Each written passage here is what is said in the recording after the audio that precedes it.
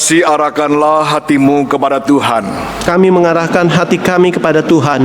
Jadilah saksi Kristus. Syukur kepada Allah, Terpujilah Tuhan. kini dan selamanya. Pergilah dengan sejahtera dan terimalah berkat Tuhan. Tuhan memberkati engkau dan melindungi engkau. Tuhan menyinari engkau dengan wajah-Nya dan memberi engkau kasih karunia. Tuhan menghadapkan wajah-Nya kepadamu dan memberi engkau damai sejahtera.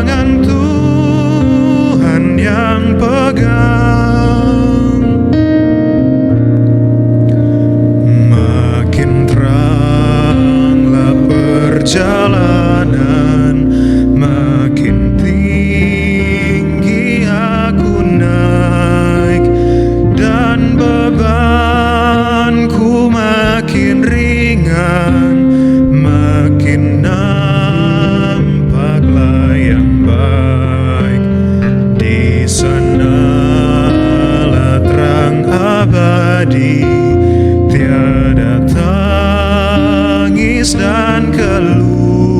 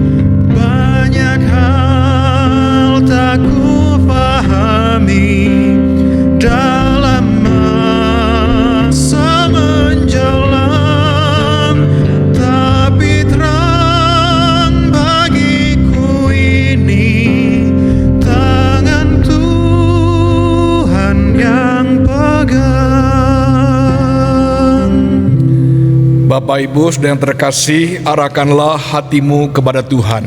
Kami mengarahkan hati kami kepada Tuhan. Jadilah saksi Kristus. Syukur kepada Allah, Terpujilah Tuhan. kini dan selamanya. Terimalah berkat Tuhan. Tuhan memberkati dan melindungimu. Dia menjagamu menghadapi pergumulan. Dia menemanimu merasakan keputusasaan.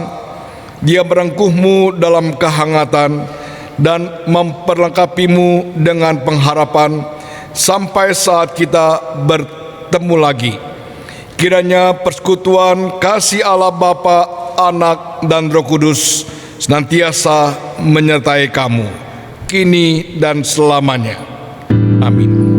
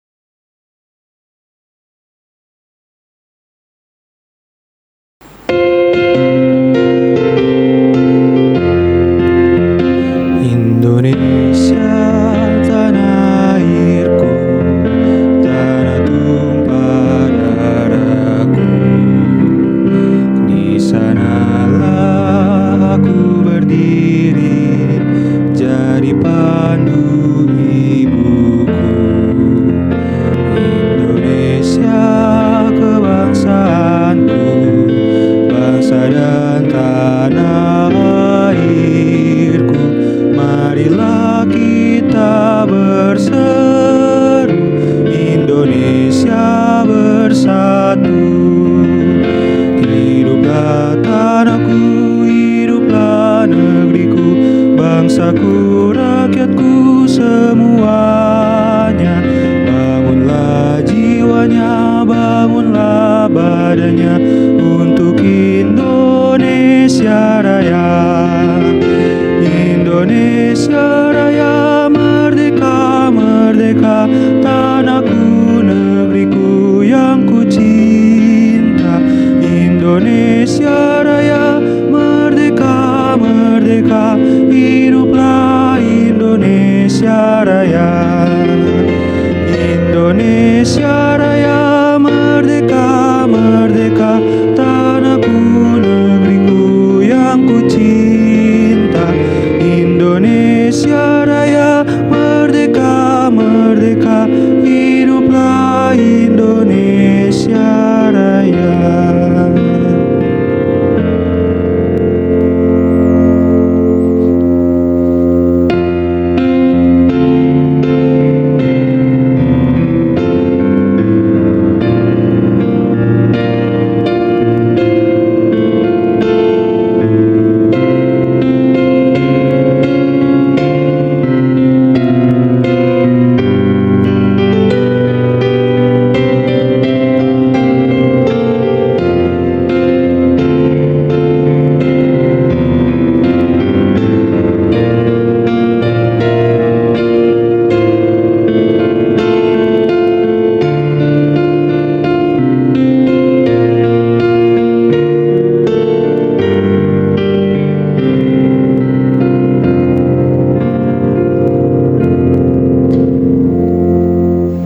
Simpatisan GKI Harapan Indah dimanapun saudara berada, sungguh kita bersuka cita karena pada hari ini kita dapat bertemu kembali di dalam kebaktian umum online Minggu 16 Agustus 2020 yang diselenggarakan oleh GKI Harapan Indah Bekasi.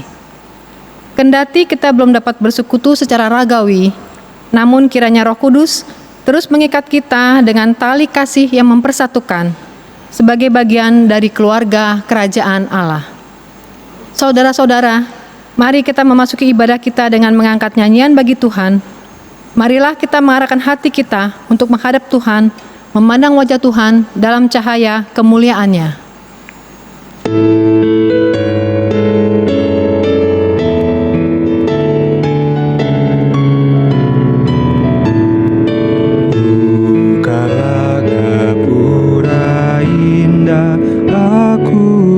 Masuk rumahmu agar aku bahagia, jiwaku tenang teduh, dan ku pandang wajahmu dalam cahaya mulia.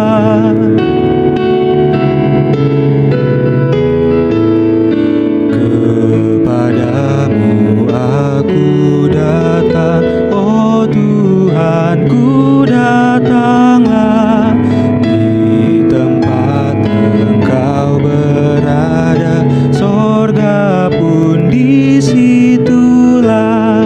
Masuklah di hatiku, jadikanlah rumahmu.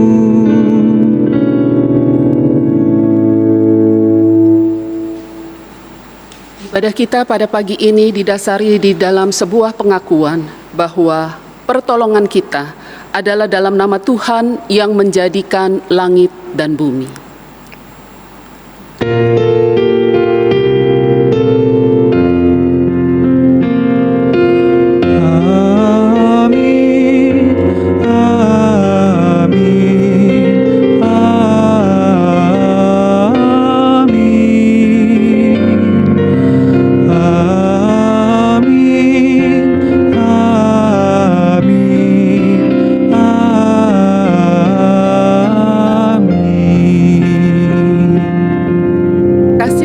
Dan damai sejahtera dari Allah Bapa kita dan dari Tuhan Yesus Kristus menyertai saudara sekalian. Dan menyertai saudara juga. Hari ini, tepat sehari menjelang peringatan kemerdekaan Indonesia yang ke-75, kita bersyukur atas anugerah kemerdekaan yang sudah Tuhan berikan kepada bangsa Indonesia. Kita sudah terlepas dari belenggu penjajahan secara fisik, dan sekarang kita mendapatkan kebebasan menentukan arah kehidupan kita sendiri. Kita bersyukur tidak hanya kemerdekaan saja yang Tuhan berikan. Bangsa Indonesia juga dikaruniai dengan kekayaan alam yang sangat besar, sumber daya manusia yang kuat, dengan lebih dari 700 suku dan 1.000 bahasa yang berbeda. Kekayaan dan keberagaman ini adalah sebuah kekuatan yang harus selalu kita pelihara dan manfaatkan untuk menjadi kebaikan dan kesejahteraan bersama. Melalui firman Tuhan hari ini, kita mau belajar dari teladan Tuhan Yesus yang menyatakan kasih-Nya kepada setiap orang tanpa syarat dan tanpa batas. Sebagai bagian dari bangsa Indonesia, setiap umat Kristen juga dipanggil untuk menyatakan kasih dan menyampaikan kabar baik tentang keselamatan kepada setiap orang.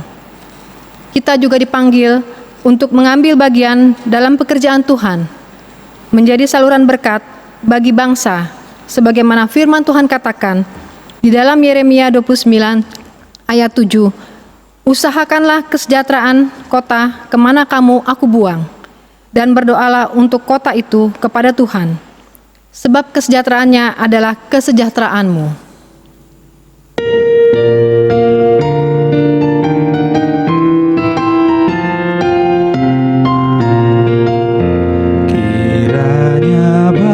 Bangsa-bangsa bersyukur padamu ya Allah. Kiranya bangsa-bangsa semua bersyukur hanya padamu. Kiranya Allah mengasihani kita dan juga memberkati kita. Kiranya Tuhan menyinari kita, Dia sinari dengan wajah-Nya. Kiranya bangsa-bangsa bersyukur padamu ya Allah. Kiranya bangsa-bangsa semua bersyukur hanya padamu, supaya jalan-Mu dikenal ya Tuhan, jalan-Mu dikenal di bumi, dan kiranya keselamatan-Mu dikenal di antara segala bangsa-bangsa.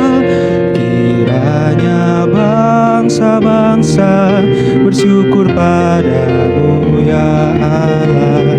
Kiranya bangsa-bangsa semua bersyukur hanya padamu. Kiranya suku-suku bangsa bersuka cita, mereka pun bersorak-sorai, karena Kau memerintah dengan adil, Kau tuntun setiap bangsa-bangsa. Kiranya bangsa-bangsa bersyukur padamu ya Allah. Kiranya bangsa-bangsa semua bersyukur hanya padamu, dan tanah pun memberi hasilnya. Ya Allah memberkati kita, segala ujung bumi takut akan Dia. Allah kita memberkati kita. Kiranya bangsa-bangsa bersyukur padamu ya Allah. Kiranya bangsa-bangsa semua bersyukur hanya padamu.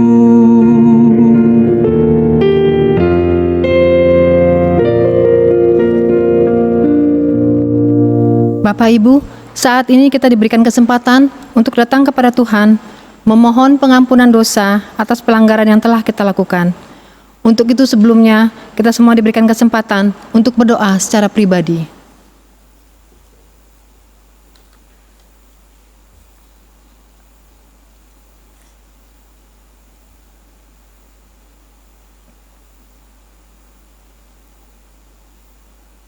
Tuhan, saat kami mengarahkan pandangan kami kepadamu, kami begitu takjub, karena wajah-Mu penuh dengan belas kasih, tangan-Mu selalu terbuka dan siap memeluk kami. Namun demikian, kami adalah manusia yang keras hati, yang kerap tidak mempercayai kuasa Tuhan, yang jauh melampaui akal dan pikiran kami. Seringkali kami tidak meyakini bahwa mata Tuhan senantiasa tertuju pada kami, mengawasi setiap langkah dan menopang kami ketika terjatuh. Tekanan hidup juga sering membuat kami tawar hati, lalu meninggalkan-Mu. Iman kami begitu lemah dan rapuh. Oleh karena itu kami datang kepadamu, mengakui keterbatasan kami, dan memohon Tuhan mengampuni kami. Kiranya Roh Kudus-Mu senantiasa tinggal dalam hidup kami, setiap saat dan waktu. Allah yang penuh kasih, kami sungguh rindu memuji dan menyembah-Mu dalam ibadah ini. Kuduskan kami ya Tuhan, dan kiranya firman-Mu yang akan kami dengar hari ini menguatkan dan mengajar kami, agar hari demi hari iman kami semakin kuat dan bertumbuh. Di dalam nama Tuhan Yesus, penebus kami yang hidup, kami memohon pengampunan ini. Amin.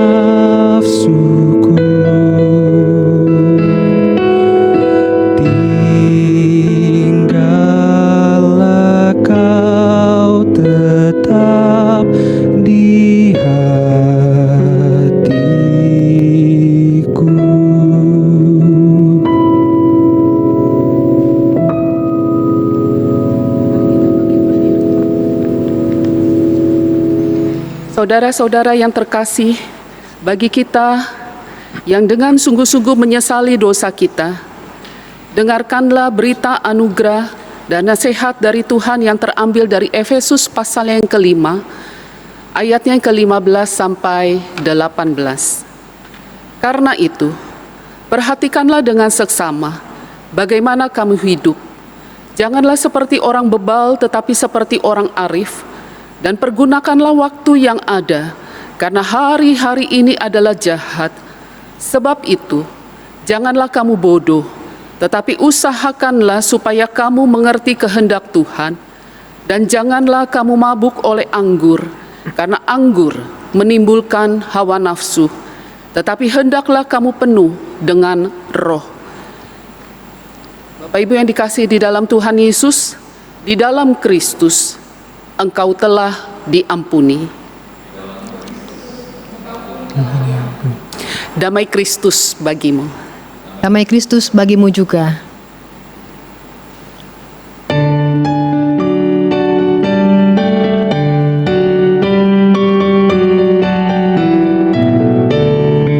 Pakailah waktu anugerah Tuhanmu, hidupmu singkat bagaikan kembang. Mana benda yang kekal di hidupmu, hanyalah kasih takkan lekang. Tiada yang bakal di dalam dunia, segala yang indah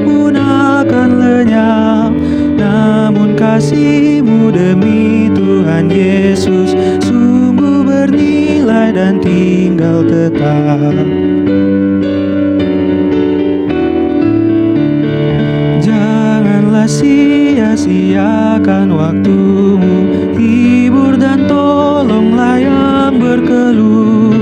Biarlah lampu-Mu terus bercahaya, muliakanlah Tuhan di hidup-Mu. Tiada yang bakal di dalam dunia, segala yang indah pun akan lenyap. Namun kasih-Mu demi Tuhan Yesus sungguh bernilai dan tinggal tetap. Persembahan pujian virtual paduan suara Mewang.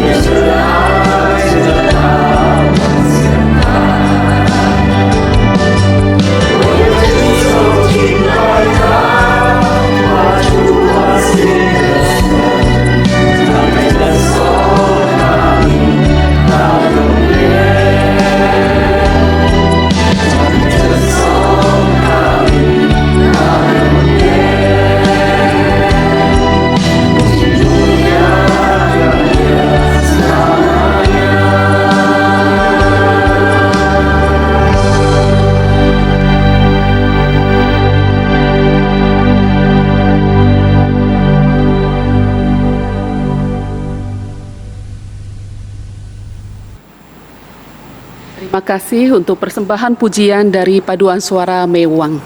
Kiranya menjadi berkat bagi segenap jemaat yang menyaksikannya. Bapak Ibu yang dikasihi di dalam Tuhan Yesus, sebelum kita masuk di dalam perenungan firman Tuhan, mari kita berdoa terlebih dahulu. Kepada Allah yang mengasihi kami memohon sebentar kami akan membaca, merenungkan akan kebenaran firman-Mu. Kiranya Roh-Mu yang kudus memberikan pencerahan-pencerahan bagi mata hati dan juga batin kami. Agar biarlah kiranya Tuhan, firman Tuhan yang akan kami renungkan, itu sungguh bisa menjadi bagian di dalam perjalanan kehidupan kami. Terima kasih Tuhan. Di dalam nama Tuhan Yesus kami memohon bersama. Amin. Kita akan membacakan Injil Yesus Kristus. Saya mengundang Bapak Ibu untuk bangkit berdiri. Injil Yesus Kristus menurut Matius pasalnya yang ke-15 ayat 21 sampai 28. Di bawah perikop perempuan Kanaan yang percaya. Lalu Yesus pergi dari situ dan menyingkir ke daerah Tirus dan Sidon. Maka datanglah seorang perempuan Kanaan dari daerah itu dan berseru, "Kasihanilah aku ya Tuhan, anak Daud, karena anakku perempuan kerasukan setan dan sangat menderita." Tetapi Yesus sama sekali tidak menjawabnya. Lalu murid-muridnya datang dan meminta kepadanya, "Suruhlah ia pergi." Ia mengikuti kita dengan berteriak-teriak. Jawab Yesus, "Aku diutus hanya kepada domba-domba yang hilang dari umat Israel." Tetapi perempuan itu mendekat dan menyembah Dia sambil berkata, "Tuhan, tolonglah aku." Tetapi Yesus menjawab, "Tidak patut mengambil roti yang disediakan bagi anak-anak dan melemparkannya kepada anjing."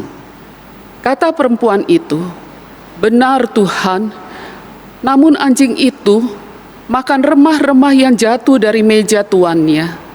Maka Yesus menjawab dan berkata kepadanya, "Hai ibu, besar imanmu, maka jadilah kepadamu seperti yang kau kehendaki." Dan seketika itu juga anaknya sembuh. Demikianlah Injil Yesus Kristus. Yang berbahagia adalah mereka yang merenungkan firman Allah dan memeliharanya dalam kehidupan sehari-hari. Haleluya.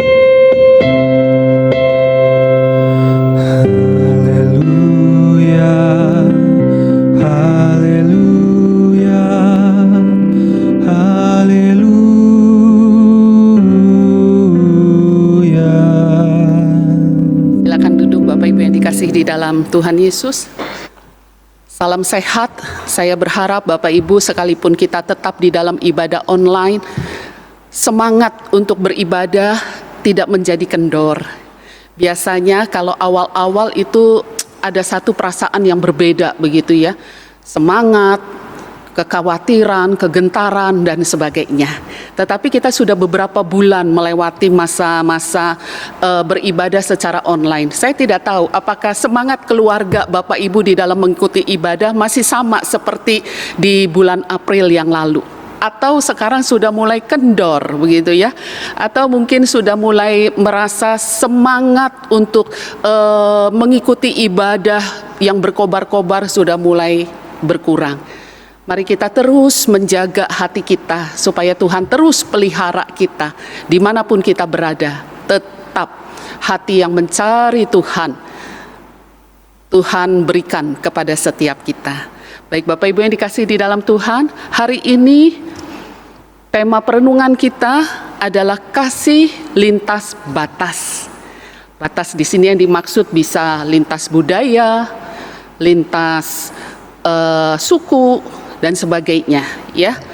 Kita besok akan merayakan perayaan kemerdekaan Indonesia yang ke-75.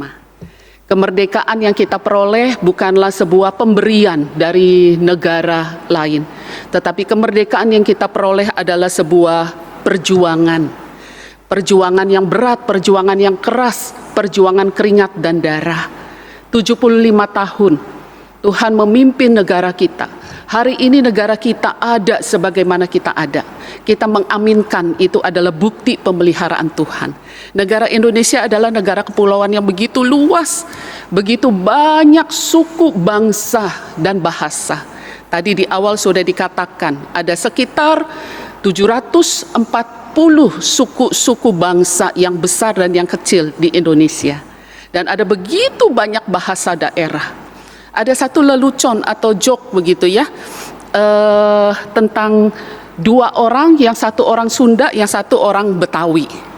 Satu kali ini orang Sunda lagi jalan, karena perhatiannya tidak ke jalan, dia tidak melihat itu ada satu tanda, dia terus jalan, akhirnya dia terperosok di sumur yang kosong. Dia terperosok di situ. Dia berteriak minta tolong, tolong, tolong.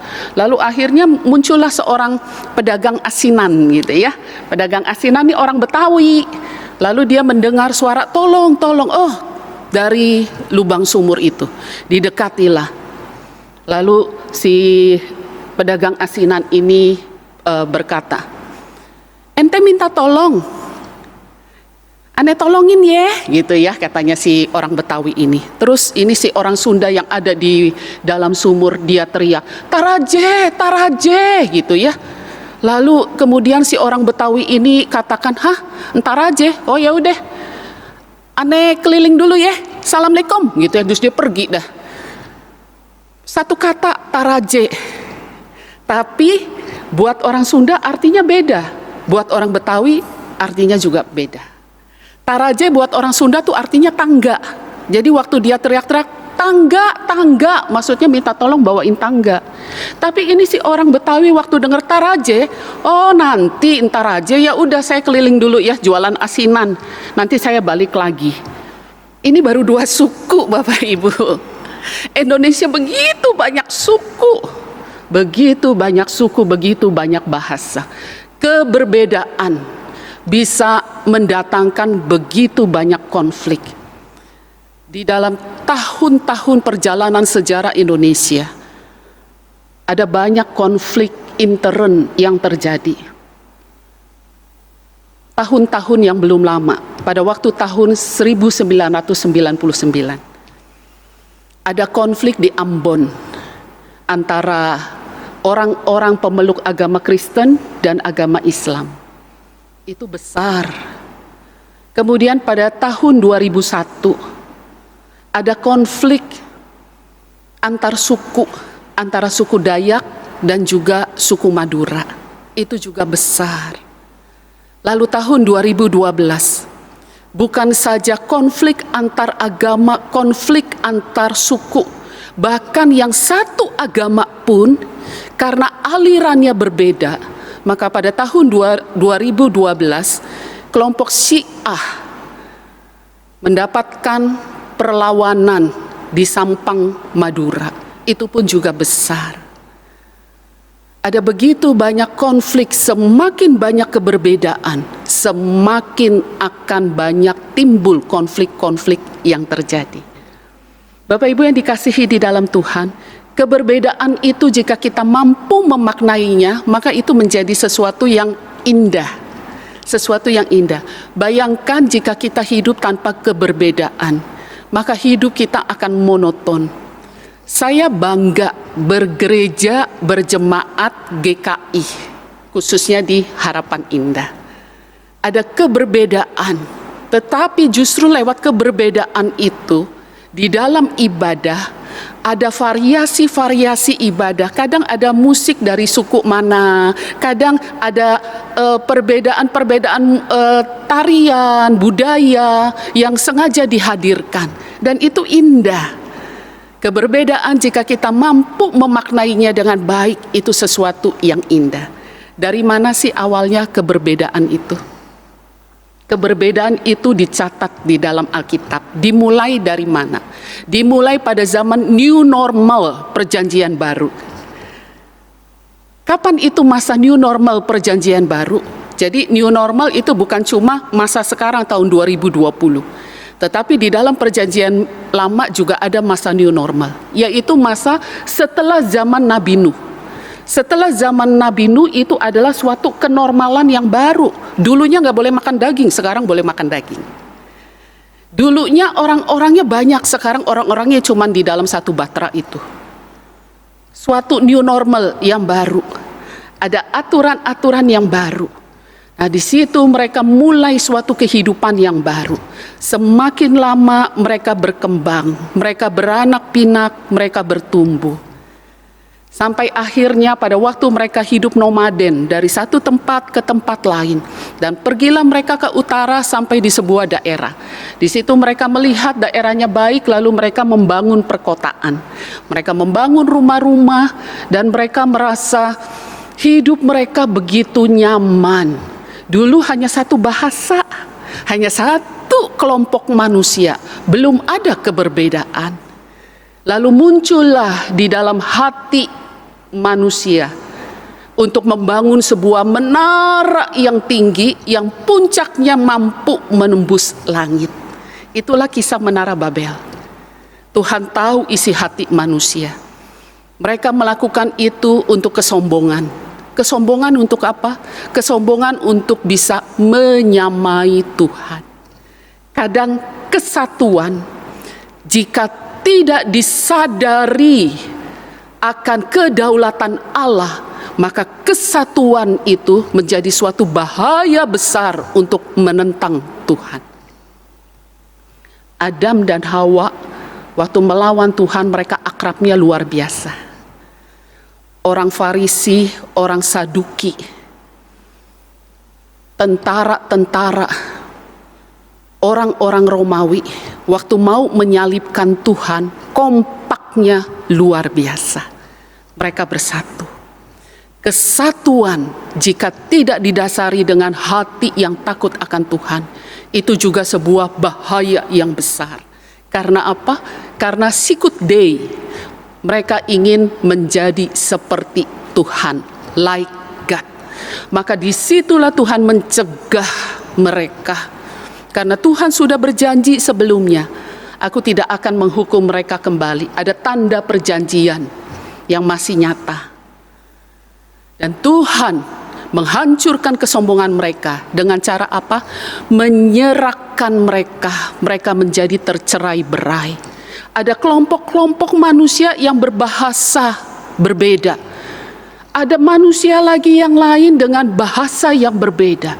Sehingga mereka tidak bisa lagi menjadi satu. Tetapi mereka menjadi kelompok-kelompok dengan bahasa yang berbeda. Mereka pergi sesuai dengan kelompok-kelompok mereka. Mereka menyebar, memenuhi dunia ini. Sehingga muncullah budaya-budaya yang baru, bangsa-bangsa yang baru, suku-suku bangsa yang baru. Itulah awal keberbedaan. Keberbedaan itu adalah sesuatu yang unik. Keberbedaan itu adalah sesuatu yang indah di mata Tuhan. Jika kita mampu menyikapinya dengan sudut pandang yang benar. Kita bersyukur Indonesia memiliki keberagaman yang luar biasa. Dan kalau sampai hari ini tetap kita masih berada di dalam naungan NKRI, Negara Kesatuan Republik Indonesia. Itu adalah anugerah Tuhan yang luar biasa. Siapa yang mampu menyatukan kelompok-kelompok manusia yang begitu luas, puluhan ratusan juta, kalau bukan tangan Tuhan yang memimpin? Amin Bapak Ibu. Kadang kita di gereja saja, kelompok yang kecil, ada kesulitan-kesulitan karena perbedaan-perbedaan. Tetapi bangsa Indonesia yang begitu besar, kalau hari ini masih tetap berkata saya NKRI, itu adalah satu pemeliharaan Tuhan yang luar biasa. Di dalam keberbedaan, Alkitab mengajarkan kita untuk kita tetap bersatu. Tetapi bersatu yang dimaksud oleh Alkitab bukanlah suatu kesatuan yang melebur. Perbedaan yang ada itu harus menjadi satu kesatuan. Tetapi kesatuan yang dimaksud oleh Alkitab bukan berarti kita melebur menjadi satu. Tetapi kesatuan yang dimaksud adalah unity in diversity. Tetap di dalam keberbedaan itu, tetap di dalam ciri-cirinya masing-masing, tetapi satu dengan yang lain bisa hidup di dalam kesatuan. Bapak Ibu yang dikasihi di dalam Tuhan, apakah yang mengikat yang bisa menjadi satu sekalipun keberbedaan itu tetap ada? Hanya satu. Dan Alkitab menonjolkan hal itu, yaitu apa? Kasih. Kasih. Kasih itu melampaui keberbedaan. Kasih itu melampaui segala sesuatu yang ada di dalam dunia ini. Kasih, dan itu adalah ajaran utama di dalam Alkitab. Kasihilah Tuhanmu, kasihilah sesamamu. Karena dengan kasih itulah kita tetap bisa terikat di dalam satu ikatan kasih meskipun berbeda-beda. Sebenarnya di dalam perjanjian lama itu ada banyak peristiwa-peristiwa yang Tuhan mau memberitahukan bahwa keberbedaan itu indah. Tetapi bukan berarti keberbedaan itu membatasi kasih Allah untuk bisa diberikan kepada mereka yang berbeda. Tidak. Ingat kisah Naaman? Naaman itu tanda kutip orang kafir. Dia bukan orang Israel, tapi dia mendapatkan anugerah kesembuhan dari Allah Yehova. Ingat kisah janda Sarfat dengan Nabi Elia? Janda Sarfat itu bukan orang Israel, tapi dia mendapatkan anugerah dari Tuhan Allah Yehova.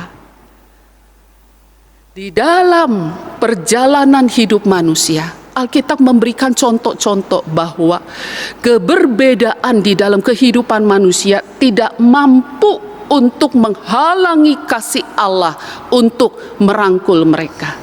Tetapi ini tidak dimengerti oleh umat Allah. Dan saya pikir sampai hari ini, hal ini sulit kita mengerti, khususnya umat Israel pada waktu itu.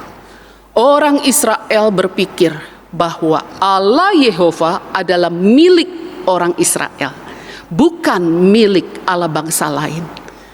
Itu terus menjadi sebuah suatu faham yang dimengerti sampai pada zaman perjanjian baru. Tuhan bolak-balik memberitahukan kepada para rasul. Rasul Petrus pernah mendapatkan penglihatan ketika Tuhan mau Rasul Petrus memberitakan Injil kepada orang non-Yahudi. Maka Tuhan memberikan penglihatan kepada Rasul Petrus. Ada banyak binatang-binatang haram dan Tuhan katakan makano gitu ya.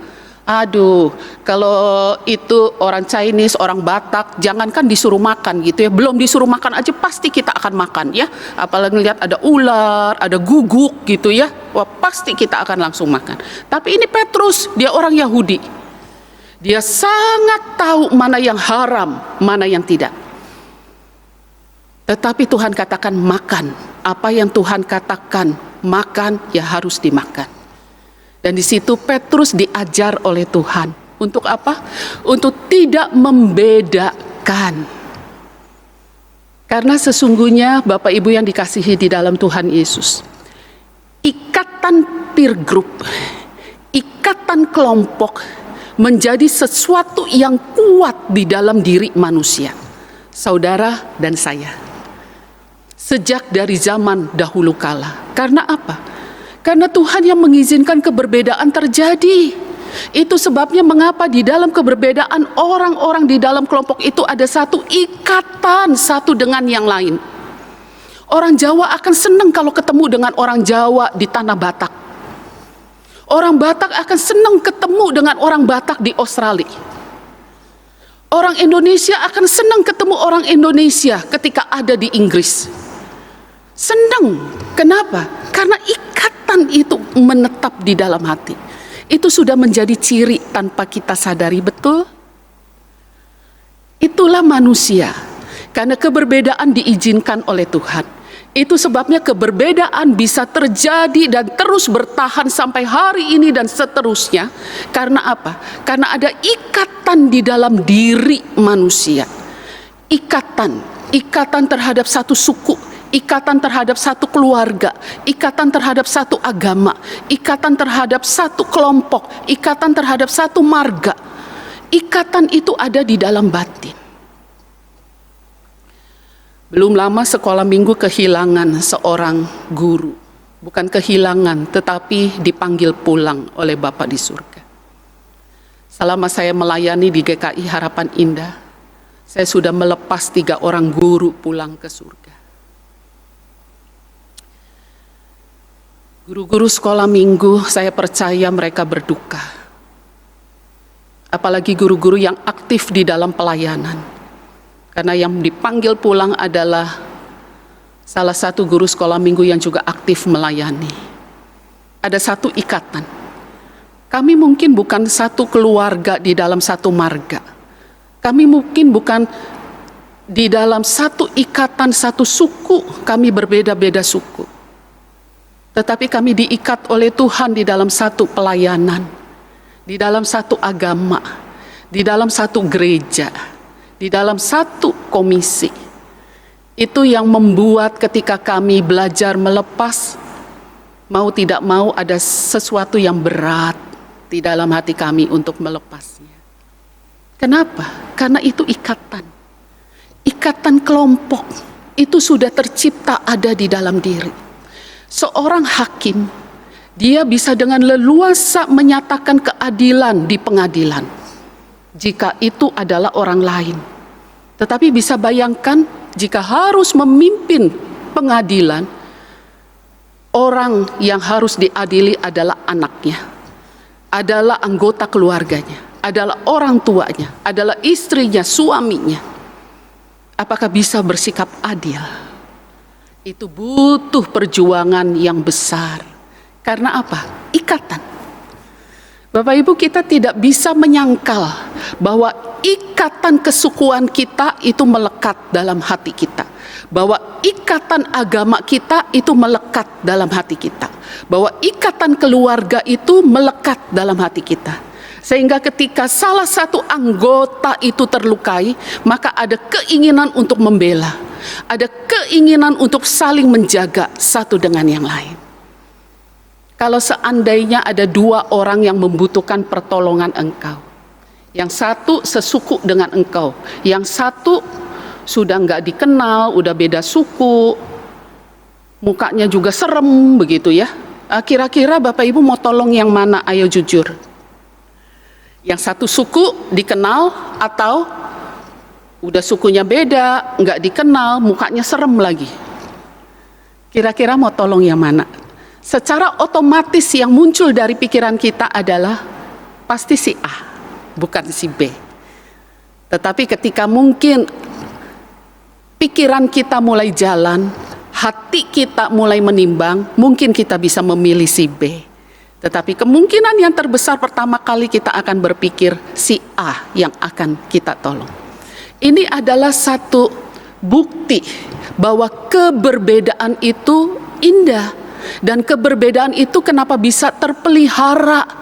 Karena itu sudah menetap di dalam hati. Di dalam hati kita ada satu ikatan yang kuat terhadap kelompok kita. Di satu sisi keberbedaan itu indah, tetapi di sisi yang lain, ini yang mau ditekankan di dalam bacaan kita hari ini. Itu menjadi penghalang besar untuk kita bisa membagikan kasih Kristus kepada orang lain. Kisah perempuan Kanaan. Dia adalah seorang non-Yahudi. Kalau di Injil Markus dikatakan dia orang Siro-Fenisia, orang Yunani. Itu sama ya, orang Siro-Fenisia, orang Kanaan, orang Yunani, itu orangnya sama itu. Jadi buat orang Yahudi, semua orang yang non-Yahudi mereka akan bilang Yunani gitu ya, kayak kita gitu ya. Semua orang yang dari luar negeri kita akan bilang bule, entah dia dari Belanda, entah dia dari apa, bule gitu ya. Nah, itu orang Yahudi juga begitu. Semua orang non Yahudi mereka akan bilang Yunani. Nah, ini wanita ini orang Siro-Fenisia. Orang Siro-Fenisia kadang juga disebut dengan orang Kanaan. Mereka bukan orang Yahudi. Mereka non-Yahudi. Ketika Tuhan Yesus sedang menuju perjalanan ke Tirus, Maka bertemulah dengan wanita Kanaan ini. Sudah wanita, kafir pula, terus punya anak perempuan juga, itu betul-betul tidak dianggap. Betul-betul seseorang yang nggak perlu kita berhenti untuk menolong. Tetapi ketika wanita Kanaan itu datang, dia berteriak, dia panggil-panggil, Tuhan tolong saya, Tuhan tolong saya. Dikatakan apa? Dikatakan bahwa Tuhan tidak menjawab. Tuhan tidak menjawab wanita itu. Ayat 23. Tetapi Yesus sama sekali tidak menjawabnya. Bapak Ibu yang dikasihi di dalam Tuhan, tidak menjawab bukan berarti tidak mendengar ya. Kadang kita dengar, tapi kita nggak mau jawab. Tuhan mendengar, tetapi Tuhan tidak menjawab. Bukan berarti di dalam bacaan ini Tuhan sedang jaga gengsi. Tidak. Tetapi justru lewat peristiwa ini Tuhan ingin mengajarkan kepada para murid rasul-rasul yang sedang bersama-sama mereka. Tuhan ingin mengubah cara berpikir mereka yang sudah menetap, yang sudah turun-temurun bahwa orang di luar Yahudi adalah kafir, tidak perlu diperkenalkan akan kebenaran. Kebenaran tidak layak untuk mereka. Tidak perlu mereka mendapatkan bantuan. Mereka boleh mendapatkan bantuan dari saudara-saudara mereka sendiri. Itu sudah tertanam oleh orang-orang Yahudi. Itu sebabnya orang-orang Yahudi hidup eksklusif. Mereka hidup bagi bangsanya sendiri, bagi orang-orangnya sendiri. Tetapi mereka akan menjauh buat kelompok-kelompok yang lain. Tetapi justru lewat pertemuan ini Tuhan ingin mengajarkan kepada para rasul yang kelak mereka akan menjadi pemimpin-pemimpin gereja.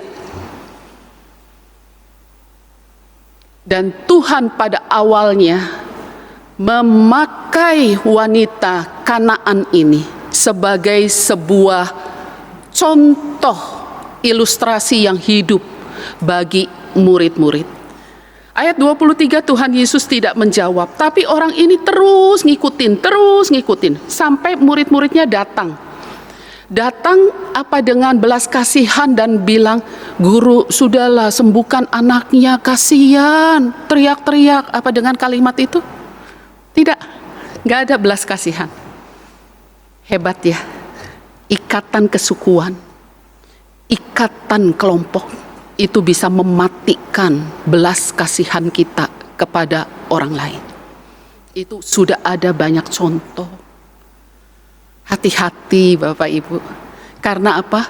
Karena ikatan itu ada di dalam hati kita. Kalau kita tidak hati-hati, kita akan sama seperti murid-murid.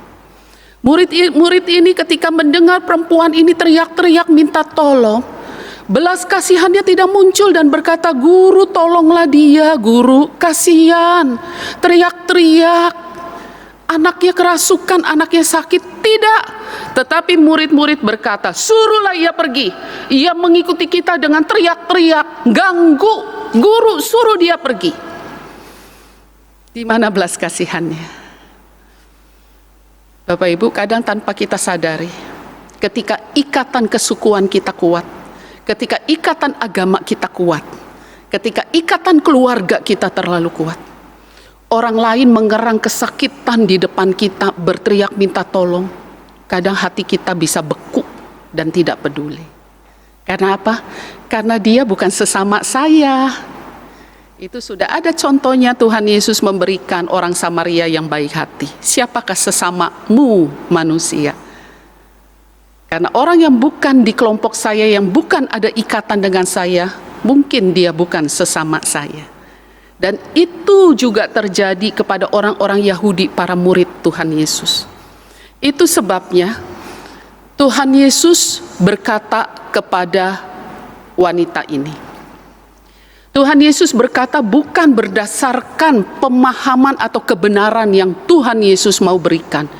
Tetapi Tuhan Yesus ingin memberitahukan kepada murid-murid, ini loh kebenaran yang selama ini kamu pegang. Ini kebenaran yang selama ini kamu pegang. Yaitu apa? Jawab Yesus ayat 24. Aku diutus hanya kepada domba-domba yang hilang dari umat Israel. Ini adalah kepercayaan orang Yahudi. Bahwa apa? Bahwa Mesias itu hanya diberikan kepada orang Yahudi, tidak kepada yang lain. Bahwa juru selamat itu yaitu Yesus Kristus hanya untuk kami, bukan untuk yang lain. Tuhan Yesus hanya merewind, hanya untuk mengulang kembali pemahaman mereka bahwa aku diutus hanya kepada domba-domba yang hilang. Tetapi perempuan ini nggak mau tahu. Dia terus deketin Tuhan dan bilang, tolonglah Tuhan, tolong saya, tolong. Lalu Tuhan Yesus tegaskan lagi di ayat 26. Nggak patut, nggak sepantasnya kamu mengambil roti yang disediakan bagi anak-anak dan melemparkannya kepada anjing. Kasar ya, emang orang Yahudi itu kasar kalau berbicara kepada orang non-Yahudi. Karena orang non-Yahudi itu dianggap seperti haram. Haram, persis seperti anjing. Sekalipun kata anjing ini dia menggunakan anjing hewan peliharaan, bukan anjing liar. Tetapi tetap anjing ya anjing, mau peliharaan, mau liar. Jadi mereka menganggap bahwa orang-orang non-Yahudi itu kafir, itu haram. Gak boleh. Kalau mau beribadah, kesenggol aja harus pulang mandi lagi, menyucikan diri lagi. Gak boleh kesenggol. Itu seperti binatang haram, yaitu anjing. Anjing. Karena orang Yunani itu suka pelihara anjing, jadi dibilangnya anjing. Gak boleh, gak sepatutnya kamu mengambil roti yang disediakan bagi anak-anak dan melemparkannya kepada anjing. Tapi perempuan ini luar biasa loh, dia bisa jawab. Dia orang yang dikafirkan. Dia orang yang dianggap gak berarti. Dia orang yang dianggap, lu tahu apa sih soal agama? Tetapi justru pemahamannya luar biasa dalam tentang Yesus Kristus. Ayat 27 dia berkata, benar Tuhan, benar saya anjing. Namun anjing itu makan remah-remah yang jatuh dari meja tuannya. Melihat begitu rendah hatinya, begitu terpuruknya wanita ini menyembah Tuhan. Maka Yesus Kristus tidak berani lagi memperpanjang untuk penegasan tentang pemahaman orang Yahudi kepada orang-orang non-Yahudi. Dan Yesus Kristus berkata, hai ibu, hai wanita. Ini suatu penghormatan. Istilah memanggil ibu itu penghormatan kepada seorang wanita. Hai ibu, besar imanmu. Maka jadilah kepadamu seperti yang kau kehendaki. Saat itu juga anaknya sembuh. Bapak Ibu yang dikasihi di dalam Tuhan. Di sini Tuhan Yesus seperti sedang mendayung 2-3 pulau terlampaui. Di satu sisi dia menyembuhkan anak perempuan non-Yahudi, tetapi di sisi lain dia ingin membukakan pikiran murid-muridnya bahwa kasih Allah tidak bisa dibatasi oleh ikatan yang ada di dalam diri. Meskipun ikatan di dalam diri itu mengikat kita. Bapak Ibu, engkau tidak akan bisa terlepas dari ikatan itu sampai kita menutup mata. Karena keberbedaan itu memang Tuhan yang izinkan. Dan keberbedaan itu bisa terpelihara karena apa? Karena ada ikatan itu. Ikatan karena saya satu keluarga, ikatan karena saya satu suku, ikatan karena saya satu agama, ikatan karena saya satu negara. Ikatan itu yang gak bisa kita lepaskan. Tetapi bukan berarti ikatan itu menjadi penghalang yang besar bagi kita untuk kita bisa menolong, untuk kita bisa dengan leluasa memberitakan Injil.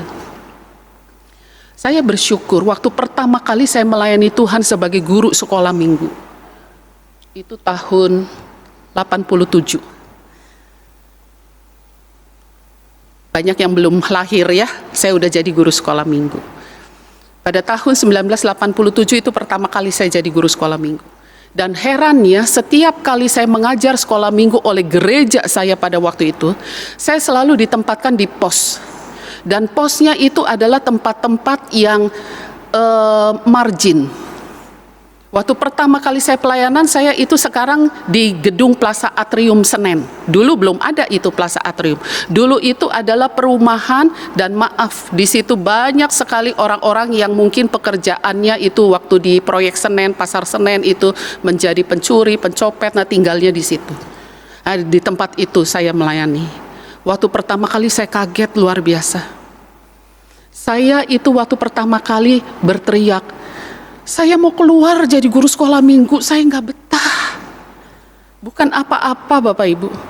Ketemu anak-anak, jadi hati-hati ya guru sekolah minggu. Kalau misalnya berkata, kenapa kamu mau jadi guru sekolah minggu? Karena saya suka anak-anak kecil. Kalau ketemu di tempat itu, maka engkau nggak akan menjadi guru sekolah minggu. Karena anak-anak kecilnya nggak menyukai. Itu kadang ada 2 sungai hijau naik turun gitu ya di hidungnya.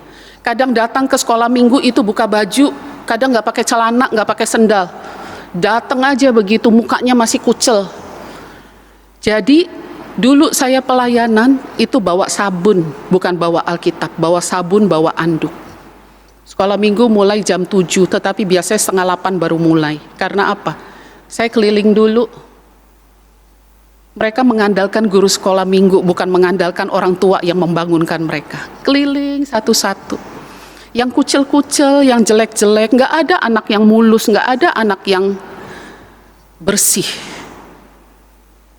Tetapi sampai pada akhirnya ketika area itu digusur, saya bersyukur, saya tetap melayani Tuhan di situ.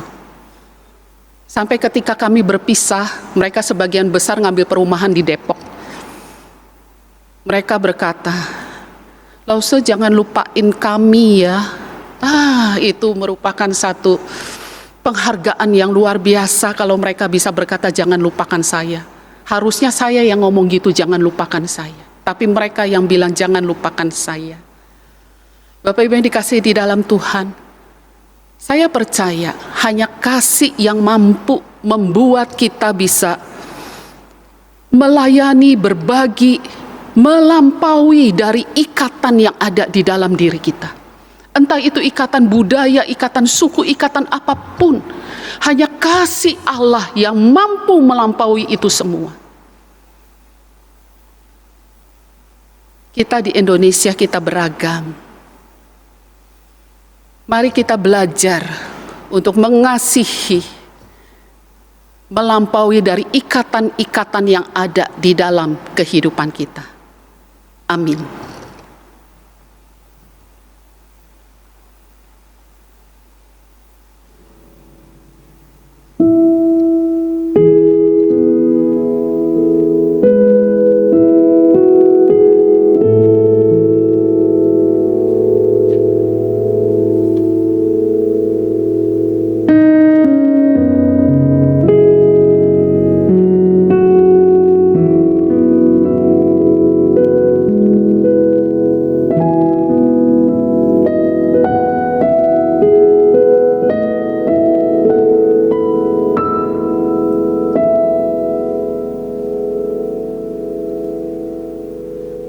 Marilah kita bersama dengan umat Allah di masa lalu, masa kini, dan masa depan, mengingat janji baptisan kita dengan mengikrarkan pengakuan iman rasuli yang berbunyi demikian.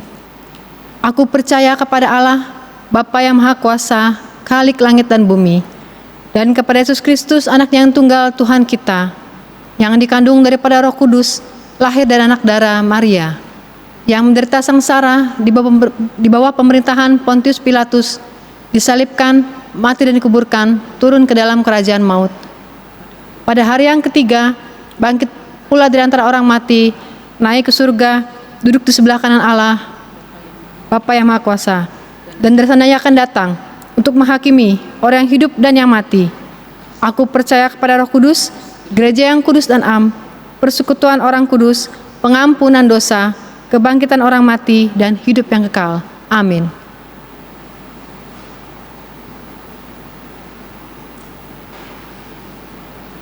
Baik Bapak Ibu sekalian, mari kita masuk di dalam doa syafaat. Kepada Allah yang mengasihi kami bersyukur kepadamu Tuhan untuk keberagaman kehidupan kami di Indonesia. Kami bersyukur 75 tahun Tuhan sudah memimpin negeri kami.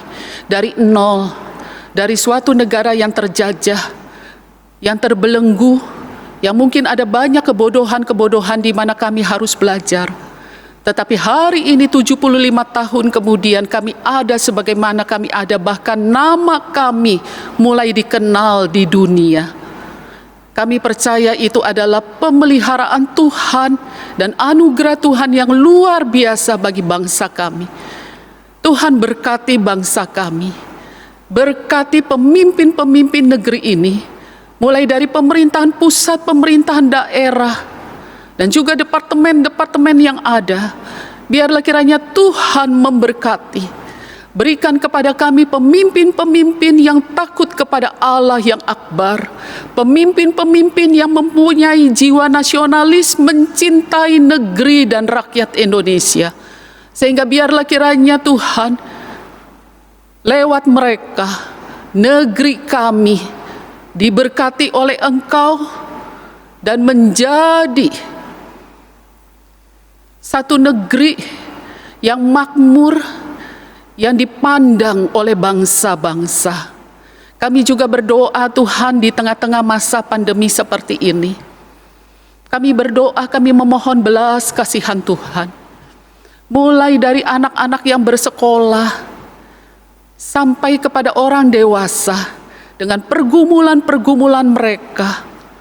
Anak-anak yang bersekolah, tidak semuanya mereka beruntung, mereka bisa dengan leluasa menggunakan gadget, memakai internet, menggunakan wifi. Ada anak-anak di pelosok negeri ini Tuhan, yang berbulan-bulan mereka tertunda sekolah mereka. Begitu pula dengan orang dewasa, ada banyak yang kehilangan pekerjaan, kesulitan ekonomi. Kami memohon belas kasihan-Mu Tuhan. Ada ribuan keluarga yang sudah kehilangan anggota keluarga mereka karena pandemik ini. Kami percaya kalau Tuhan izinkan pandemik ini ada di dunia ini, pasti ada maksud Tuhan untuk membawa kepada bangsa-bangsa kembali kepada Engkau. Oleh sebab itu biarlah kiranya Tuhan berkati anak-anak Tuhan yang ada di dalamnya. Biarlah kiranya anak-anak Tuhan tetap bisa menjadi terang dan garam. Hari ini kami mendengarkan firman bahwa di dalam hati kami ada satu ikatan peer group yang membuat keberbedaan itu menjadi kuat dan menetap. Keberbedaan itu indah jika kami mampu memaknainya dengan baik. Tetapi ikatan itu juga bisa menjadi suatu penghalang besar bagi kami anak-anak-Mu, untuk kami bisa menjadi terang dan garam bagi dunia ini. Oleh sebab itu Tuhan berkati gereja kami. Tuhan berkati para pemimpin gereja kami. Berikan kepada kami hikmat. Berikan kepada kami tambahan cinta kasih Tuhan. Agar biarlah kiranya dengan belas kasihan-Mu itu kami mampu melihat dunia ini dengan lebih luas lagi. Kami bukan saja memikirkan kesejahteraan anggota gereja kami saja, tetapi kami juga mampu untuk melihat orang-orang yang membutuhkan pertolongan sekalipun itu di luar dari ikatan-ikatan yang ada di dalam diri kami. Tuhan, jadikan kami anak-anak-Mu menjadi perpanjangan tangan Tuhan, meraih jiwa-jiwa yang membutuhkan pertolongan, dan memberitakan kabar Injil Kristus bagi mereka yang membutuhkan. Terima kasih Tuhan. Kami juga mengingat untuk jemaat-Mu GKI Harapan Indah. Biarlah kiranya Tuhan, Engkau tetap pelihara iman kerohanian kami. Meskipun sudah berbulan-bulan kami tidak berkumpul bersama di dalam gedung gereja, bukan berarti ikatan kekeluargaan GKI Harapan Indah menjadi luntur. Tetapi biarlah kiranya Tuhan tolong setiap kami untuk kami dapat membangun ikatan itu.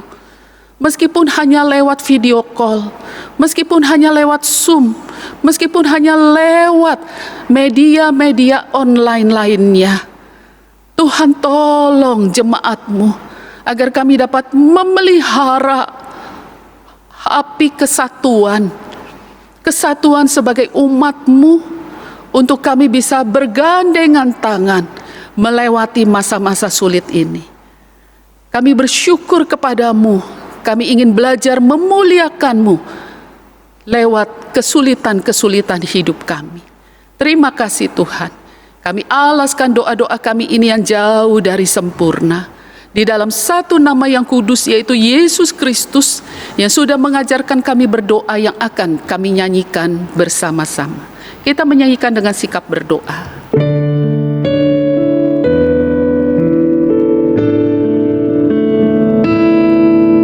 Bapa kami yang ada di surga, dimuliakanlah nama-Mu, datanglah kerajaan-Mu, jadilah kehendak-Mu di atas bumi seperti di dalam surga. Berilah hari ini makanan kami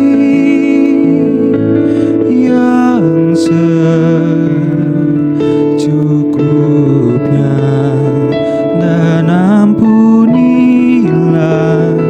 kesalahan kami seperti kami pun mengampuni yang bersalah kepada kami, dan jangan biarkan kami jatuh di dalam pencobaan,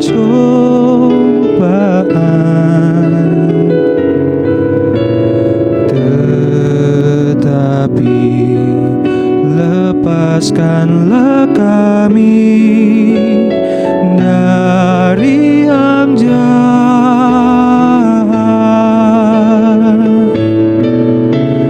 Kau empunya kerajaan dan kuasa, kemuliaan selamanya.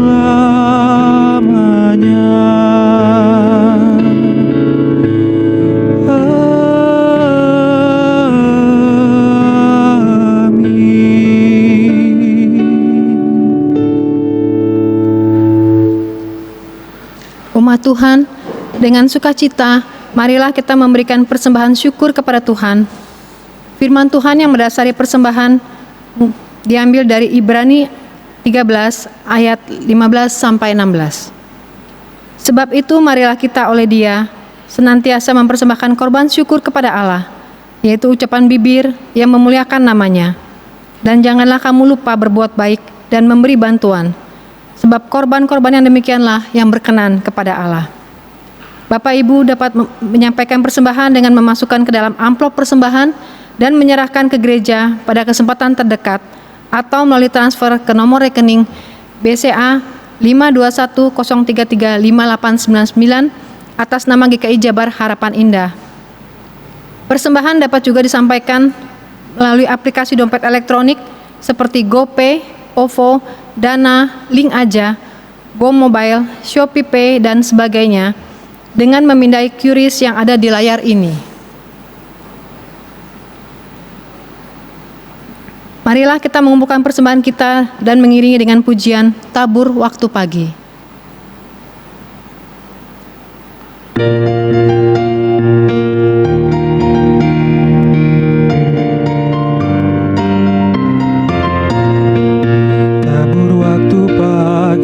Tabur benih kasih, tabur waktu siang terus sampai senja.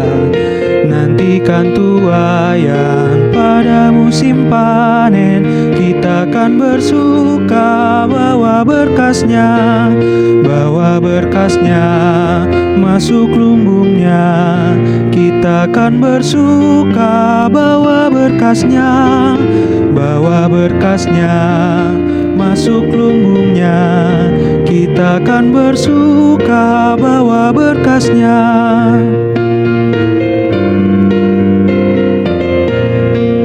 Di terik sang surya, di gelap bayang awan, kita pun menaburi yang bekerja. Nanti panen tiba, tugas akan usai, kita akan bersuka bawa berkasnya, bawa berkasnya masuk lumbungnya. Kita akan bersuka bawa berkasnya, bawa berkasnya masuk lumbungnya. Kita akan bersuka bawa berkasnya.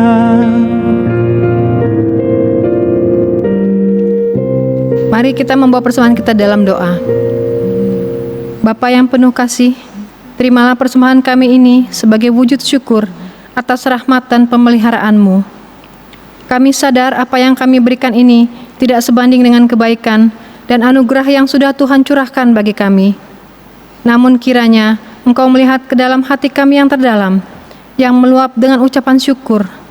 Kami rindu untuk menjadi saluran berkat-Mu bagi setiap orang. Ajar kami juga Tuhan untuk mempersembahkan hidup kami sebagai persembahan yang hidup, yang kudus dan yang berkenan kepadamu. Di dalam nama Tuhan Yesus kami menyatakan syukur ini. Amin.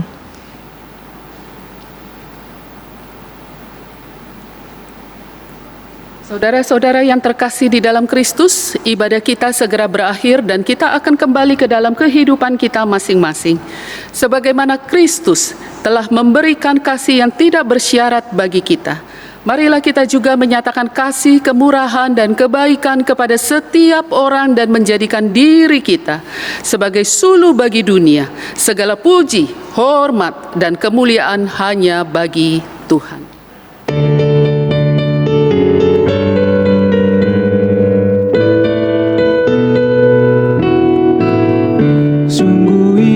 Engkau lakukan hal besar, jangan tunggu tiba saatnya. Kini tugasmu kerjakan dengan baik benar. Jadilah suluh dunia, jadilah suluh dunia, jadilah suluh dunia. Mungkin ada yang terhibur karena sinarnya, jadilah suluh dunia. Kau pun dapat mengenyahkan awan yang gelap bagi hati susah dan resah.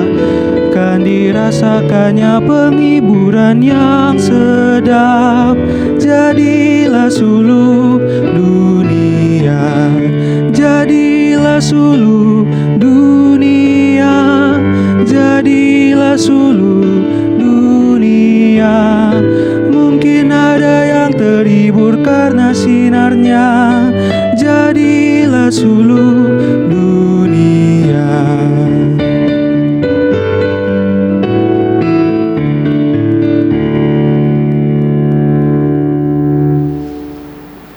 Jemaat yang dikasihi Tuhan, arahkanlah hatimu kepada Tuhan. Jadilah saksi Kristus. Syukur kepada Allah, Terpujilah Tuhan. kini dan selamanya. Pulanglah di dalam damai sejahtera dan terimalah berkat Tuhan. Tuhan memberkati engkau dan melindungi engkau. Tuhan menyinari engkau dengan wajah-Nya dan memberi engkau kasih karunia. Tuhan menghadapkan wajah-Nya kepadamu dan memberi engkau damai sejahtera. Amin.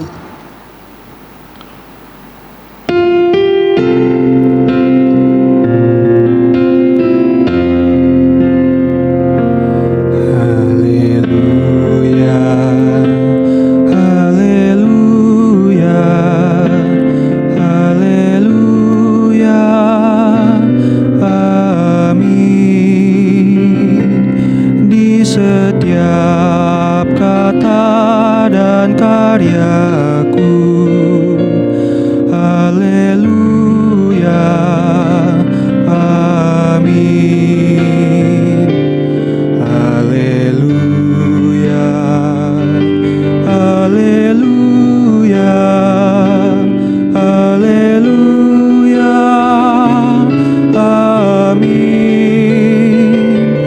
Di setiap kata dan karyaku. Haleluya,